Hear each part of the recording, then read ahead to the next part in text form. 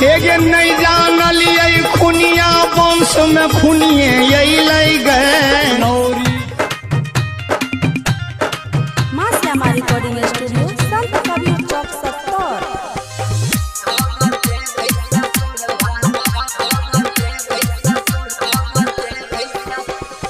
केहन वंश खानदान के ताहो बेटी छवे के लगी गैना।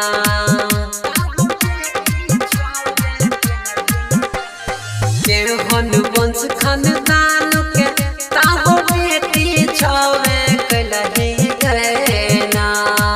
है कोई बेटी छवे के लगी गैना। है गई आवते गई ससुरवा घर में लड़े लागल ही गए। है गई आवते गई ससुरवा सबसे लड़े लागल ही गए।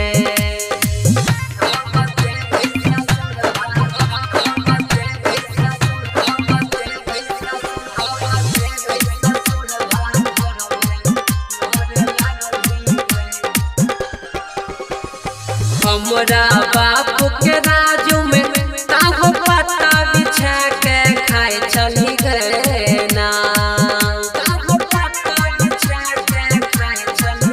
हे गई हमरा बाप के राजू में ताहो पत्ता बिछा के खाए चली गए ना।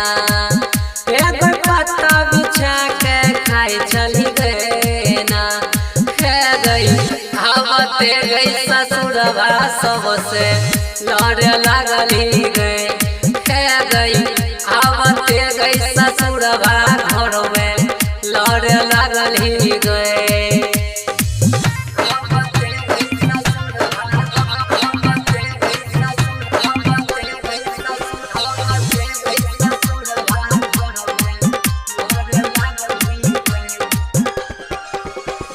नहिरा के बहसल कनिया ताहो ससुरा हिला के रखल ही गए ना।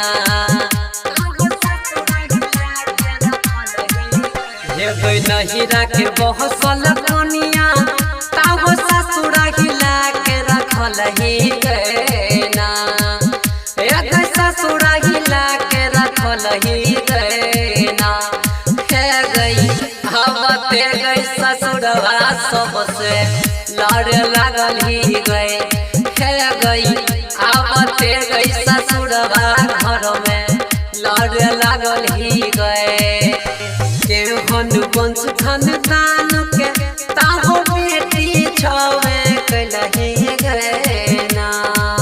है गई बेटी छवे के लगी गए ना। है गई आवते गई ससुरवा घर में लड़े लागल ही गए। है गई आवते गई ससुरवा सबसे लड़े लागल ही गए। मां श्यामा रिकॉर्डिंग स्टूडियो संत कबीर चौक 70।